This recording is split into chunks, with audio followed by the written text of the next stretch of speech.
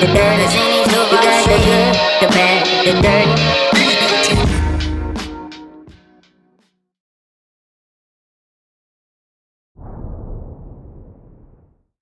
All right, let's get going. It's your boy Rags, and thanks for watching DDTV. You're checking out a brand new episode of the Dirty 30 with my dog, Mookie. And we got some great topics coming up for you guys. We're going to talk about, of course, the college football playoffs. Did FSU get cheated, or did the committee make the right decision? We're also going to talk about the in-season tournament, because that's getting kicked off in Vegas this week. There's going to be some great basketball to watch. We got the Lakers, Pelicans, and then we also have the Bucks and Pacers. So going to talk about that. Also going to talk about baseball. Again, the winter meeting has started this week. There's a lot of news on trades and also a lot of news on free agent Shohei Ohtani. Definitely want to talk about Dave Roberts as well and the conversations that he had about basically the free agency with Ohtani. So got a lot of good stuff for you. Sit back and relax and enjoy the show. All right. Next up is going to be the dirt. DDTV. All right, we're back. Thanks for sticking with me. Again, I hope you follow and I hope you subscribe. I hope you go to IG and find the Dirty Network page. I hope you go to Facebook and find the Dirty Network page. I hope you go to YouTube. I hope you're here already. Just do what you got to do. Make sure you follow, right? So, got a very exciting topic coming up. College football playoffs and the rankings. Did Florida State get cheated? Did Alabama deserve to get in? So this has been a very popular conversation in the sports world, and I want to put my 2 cents in there as well and let you guys know how I feel. Again, it's up to you guys to let me know how you feel. You can tell me I'm dead wrong. I don't care. But when you take a look back, when you pull back the curtain, what do we have? We have a Power 5 conference that only allows 4 teams to get into college football playoffs the way that it's designed now. Now, I know next year they're going to go to a 12-team playoff, which they say there's not going to be any controversy, but there'll always be controversy, right? The number 13 and 14 team are going to feel like they got cheated. So at the end of the day, there's always going to be conversations around these things, which makes it fun. You know what I'm saying? It's sports. That's what we do. That's what we like to do. We like to talk and argue, right? So my opinion is I think the college football playoff committee actually got the top 4 teams right. I mean, when you pull back, again, just pull back the curtains and take a look at it. College football wants the best 4 teams to be playing for the national championship. I think what we seen last year with TCU, yes, they beat Michigan in the first round, but when it came to them competing for a national championship against Georgia, it was really no contest. Like by halftime, everybody turned the game off, which brings me back to the point of, hey, you have to have the top 4 teams. You have to have the strongest teams in the playoffs because, one, this is a business, right? They want people to watch. They want their commercials to hit and things like that. So they want viewers to watch these games. So that's number 1. So we gotta stop saying like, oh, well, the narrative doesn't matter. All of it matters. Being the best team in the SEC, winning an SEC championship, absolutely matters because the SEC has proved time and time again that they are the number 1 conference in college football. Period. There's no argument to that, right? So with that being said, we're going to put the rankings up. They have Michigan going number 1, Washington number 2, and then they have the 1-loss Texas team number 3, and then the 1-loss Alabama team at number 4, leaving FSU in the number 5 spot and Georgia in the number 6. Now, there's a couple arguments that could be made here. Well, you know, Florida State, they were undefeated. They beat teams in the SEC, LSU and Florida. So they have that under their belt. On top of that, their defense is outstanding. If you watch their games, yes, Jordan Travis was a big-time quarterback. He's a great player.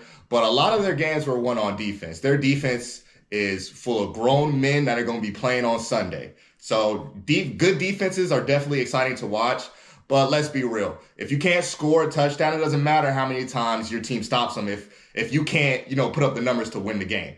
So the defense is great, but Florida State losing their quarterback, it does make them a lesser team. Like, people have to admit that, especially if you are somebody who watched that ACC championship game where Louisville was playing Florida State, it was tough to watch. It was. The quarterback, I think, threw for 50 yards. They knew that they had, Florida State's quarterback, which was the third string quarterback. He threw for 50 yards in the whole game. They had to run the ball a lot. And, of course, they leaned on their defense to make some stops. Louisville's quarterback didn't look that good either. I'll just say that. But, again, the whole argument is, an undefeated Power 5 conference team, or a conference champion, I should say, should automatically get in. Well, it's hard to say that when there's 4 playoff spots and the Power is 5, right? 4 or 5. Somebody's going to get left out every time, basically, is what I'm saying. And what you cannot do is leave out an Alabama team whose only loss was against Texas in the beginning of the season. And at that point, they had questions about who the quarterback was going to be. When you look at Alabama, their quarterback is better. Their offense is better.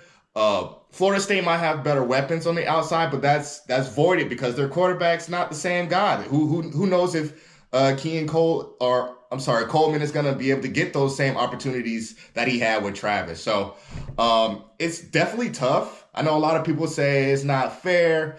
Well, I mean, fairs is where they judge pigs, right? That's what they say. A lot of things aren't fair. But honestly, I think Florida State should be happy they were at 5 because honestly, if you look at the best teams, Georgia is better than Florida State. Now, we're going to see that Georgia-Florida State matchup head-to-head, which I'm actually excited to see. Because Florida State has a chip on their shoulder. You're going to see an angry and motivated team playing against Georgia, what was the number 1 ranked team in the nation for most of the season. Of course, lost that last game to Alabama and knocked them out the top 5, which there's an argument to that to say, hey, they should have been at least 5. Maybe they push in. But I think this whole thing kind of got messed up because Texas won.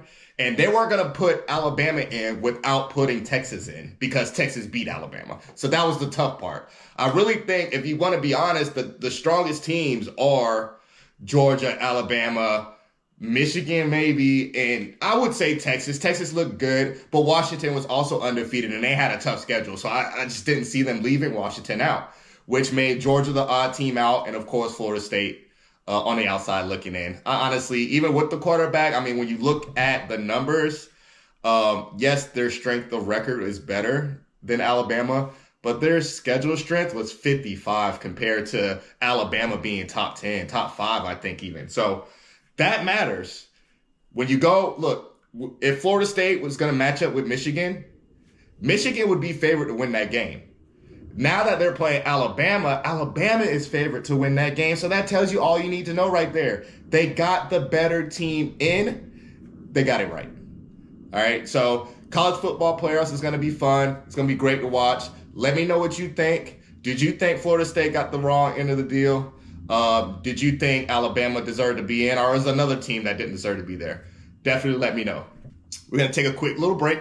And when I come back, we're going to get some news in about some baseball free agencies. Dave Roberts just talked about his visit with Ohtani, and he's getting some backlash for it. So I definitely want to talk about that. So sit tight, relax, and enjoy the show. And make sure you follow, too, while you're at it. All right? Go like and subscribe. Next topic is one of my favorite topics to talk about. Of course, I'm a big baseball fan. And we're in the midst of the winter meetings, and there's been some hot trade talks. There have been some hot trades popping off, and some good free agency going on. I definitely wanted to talk about some trades, and even though I'm a big Red Sox fan, I do have to talk about the trades that the Yankees made. The Yankees definitely made some big moves over the past few days, boasting their offense, and on top of that, getting some left-handed bats in that lineup, which is what they needed desperately.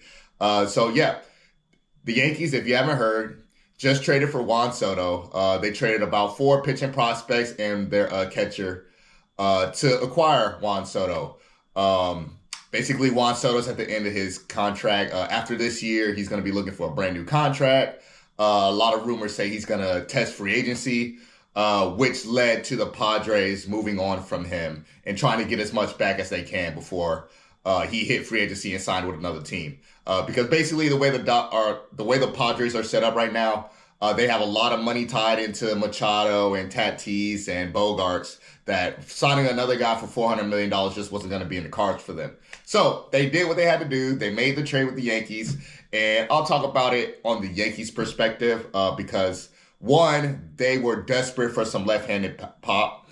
Aaron Judge was basically their only bat that was giving them positive production, right? So that's something that they had to take a look at, and that's something that they had to address. And they did so by getting Juan Soto. You can easily slide Juan Soto into that 2 slot. Or even I say, hey, Juan Soto, he draws enough walks. I would try Juan Soto in the leadoff spot, put Judge 2. And honestly, it doesn't even matter what you do after that. If you do Rizzo 3 and Stanton 4 or Torres 4, it really doesn't matter at that point because you got your guys that are going to carry the load at the top, right? So you got Juan Soto, and then you're going to have to face Judge. Now, Juan Soto's a guy, he's going to draw his bases, he's going to get on, which makes him a perfect fit for this team, honestly, because you want as many people on base in front of Aaron Judge as you can, right? Because that turns into a 2-run home run, a 3-run home run instead of a solo. So definitely a humongous deal for the Yankees. On top of that, they made a trade with the Boston Red Sox to get Alex Verdugo, which is, usually interdivision trades are very tough, but Yankee-Red Sox bitter rivalry trades usually never happen. Never. So big trades going on, big things happening, and it's been some great news when it comes to the baseball front. I'm excited to see what happens next. Of course, I think the Yankees still have some work to do when it comes to their pitching staff. So I wouldn't be surprised if you see more action when it comes to pitching. But the main thing was getting their offense on track. I think they made moves to get 2 left-handed outfielders, basically to help with their depth. But on top of that, they're going to need guys that can threaten that right field porch, that short porch. So even though I hate to say it, the Yankees made some good deals when it comes to this one. On top of that, like I said, the Padres, I have to give the Padres a on this deal too, because the way that they were able to get 4 quality pitchers from the Yankees, as you'll notice, pitching is at a premium right now. Like a lot of starting pitchers are making more money than they probably should. On top of that, relievers are making more money than they have in the past as well. Teams are starting to realize how important it is to have a strong starting staff. So, yep, the trades have been big, but next we're going to start looking at some free agency moves on the next episode. But definitely been some big trades. You guys let me know who you think won the trade. Was it the Yankees or was it the Padres? All right, news. Next, we're going to get on free agency because this actually bothered me a little bit. And this is the conversation about the Shohei Ohtani sweepstakes, they like to call it. Of course, everybody knows the Dodgers are a heavy favorite in getting Shohei Ohtani. The Blue Jays have also been talked as a favorite as well. I mean, that's interesting. I would like to see him on the East Coast, but Toronto, I mean, maybe that's a good fit for him. I don't know. But I'll just say this on the Dodgers because there was some news that came out yesterday or this week, I'll say, because if we don't know the timestamps. News came out last week or this week that Dave Roberts had a conversation with Ohtani. He was asked about that in a press conference. And basically, he just told the truth. Said, yeah, we met, we talked, we thought the conversations went well. But at the end of the day, the decision is on him. I'm paraphrasing the whole thing. But if you've seen it, he basically said that. He didn't say much. He didn't say what his favorite food was. I took him out to eat. He laughs a lot. He didn't tell him anything about nothing that we don't already know. That's what I'm saying. Everybody knows that the Dodgers are going to meet with Shohei Ohtani. Everybody knows that. That's one of his spots that he possibly will play in. So the GM of the Dodgers, I'm disappointed. One, the GM, and let me get his name. Yep. Brandon Gomes is the GM of the Dodgers, okay? So I got the name right. For you to sit here and throw your manager under the bus, Dave Roberts, for not like I said, telling information about how, we're close to a deal, we're thinking about giving him. He didn't give any information about the negotiation part of it. All he said was we met with Ohtani, which is the truth. Like, I really don't understand how they put these mics in front of coaches and cameras and expect them to lie about certain things or expect them to say no comment. Like, you could say no comment, yeah, but they're going to keep asking you and keep asking you, and they're going to ask you different ways until they get the answer they're looking for. Everybody and their mama knew that the Dodgers were going to talk to Shohei Ohtani. Who did not know that?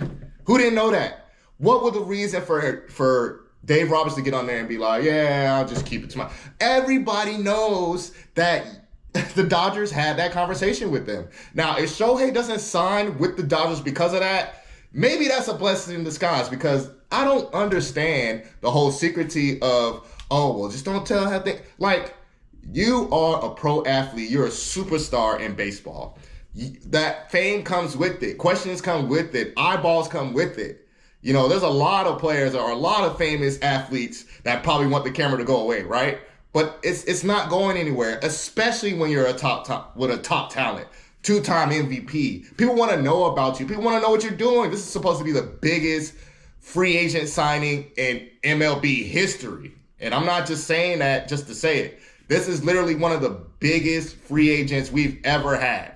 So why would we not want to know how conversations are going? Why would we not want to know what teams are in it? Why would we not want to know more about Ohtani and what he's looking for? It's a mess, especially with a guy who's going to make $500 to $600 million next year just to be a DH. He's not even pitching next year. So at the end of the day, there has to be some perspective on, hey, Ohtani's talking to the Dodgers. Ohtani's talking to the Blue Jays. Or he's having conversations with the Giants. Fans want to know that. Hey, he had conversations with the Red Sox, but now the conversations are dying. They're out of the race. The Chicago Cubs, they're out of it. They're in it. Like, people want to know. That's why we watch TV. That's why we watch the news, because we want to know what we don't know, right? So I'm disappointed in the GM of the Dodgers mainly because he honestly should have had Dave Roberts back. Dave Roberts didn't do anything wrong. He just answered the question that was given to him. On top of that, it's not going to affect. If that means he doesn't want to sign, like I said, you got to wash your hands with it and move on to the next one, because the Dodgers are still going to be a good team next year. No doubt in my mind. So that's the baseball news I got. We're going to take a quick break, and then we're going to come back and talk about the in-season tournament. And then we're going to end off with some football talk and some key matchups this weekend. All right. It's the Dirty Sports Talk Show, the Dirty 30. All right. I'll be back. Give you some LL lips. The Dirty Network.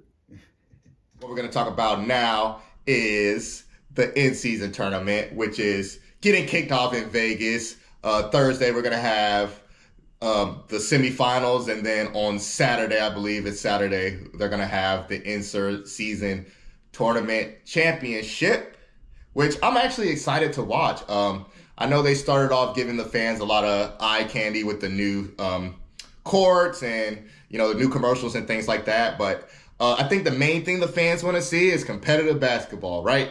We want to see stars versus stars, especially basketball.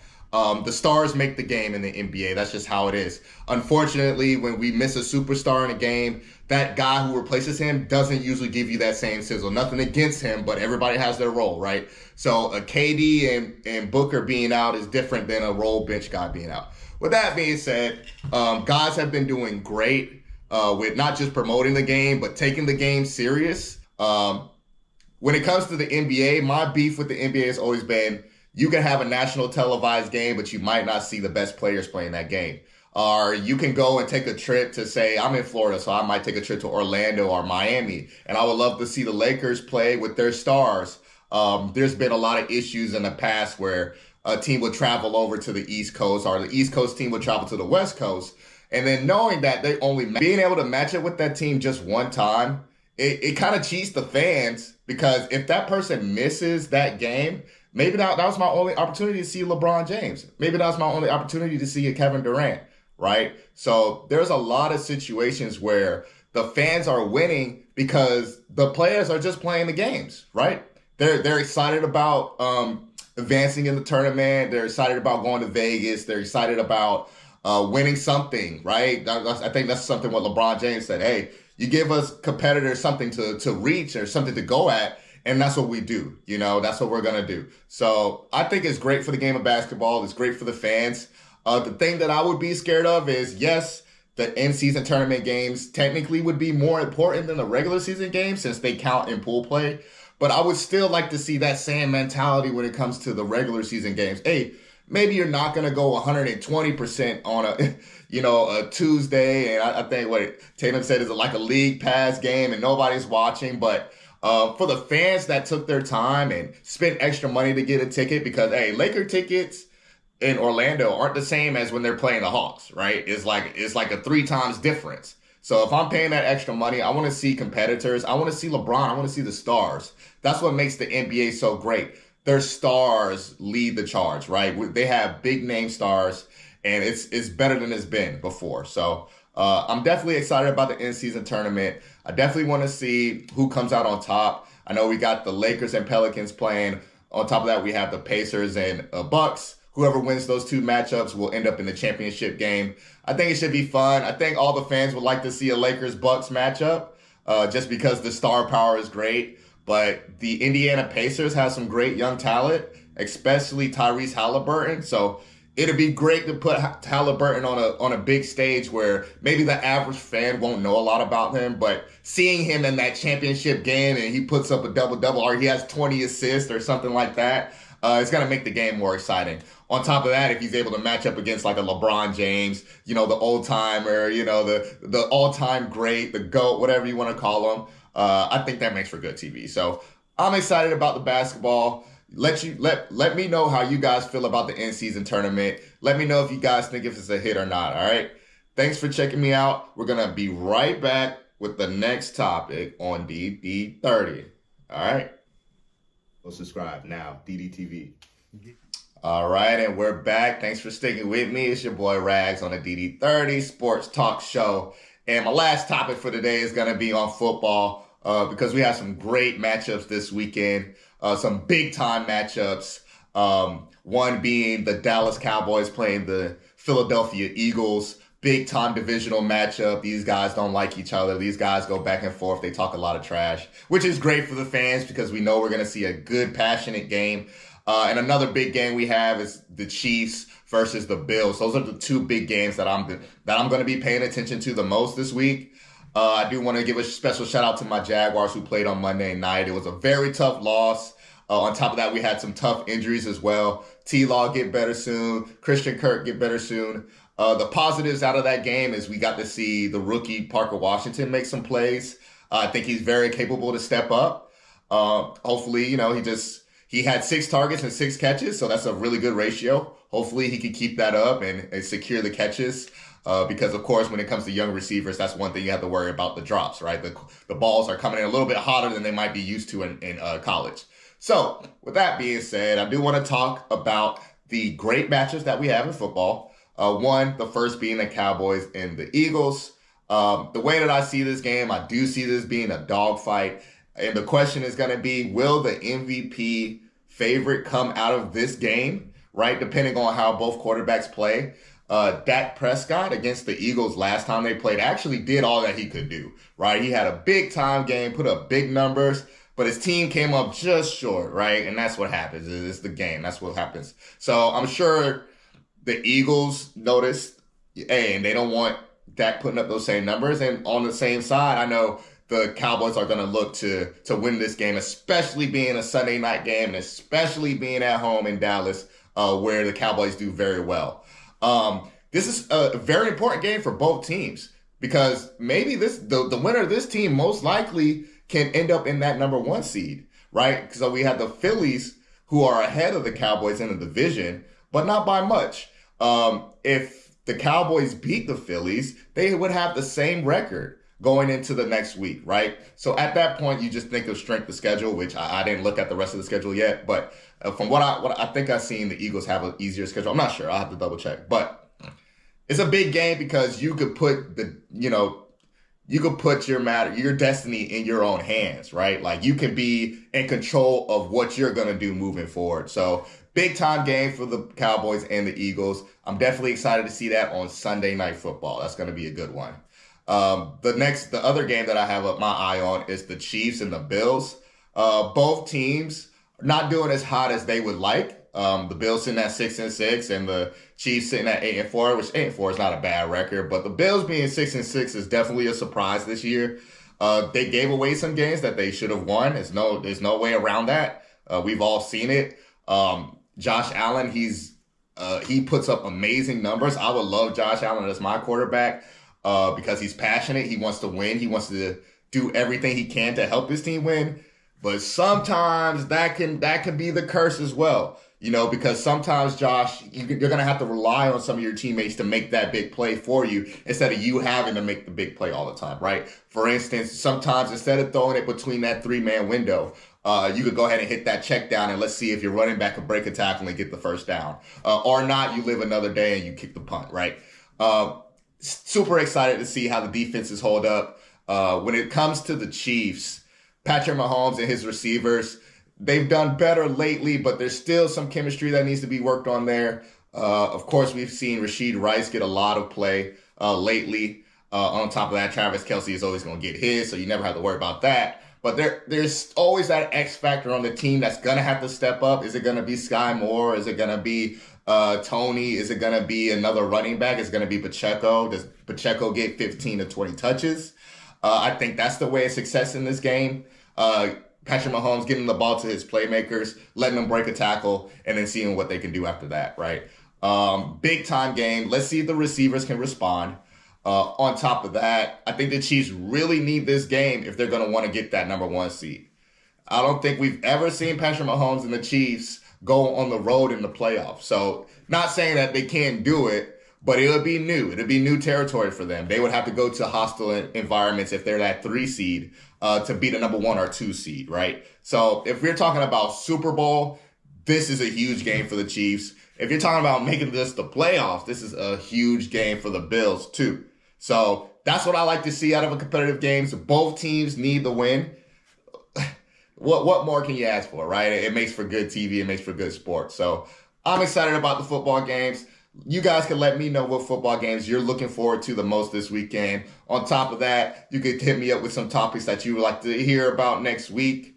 I'm going to go ahead and wrap it up right here. It's your boy Rags. You've watched another episode of DD30 on the Dirty Network. I appreciate you for watching the full video. Go ahead and subscribe and like and comment and let me know how I did. It's your boy Rags. The good, the bad, the dirty, how you live. You got the good, the bad.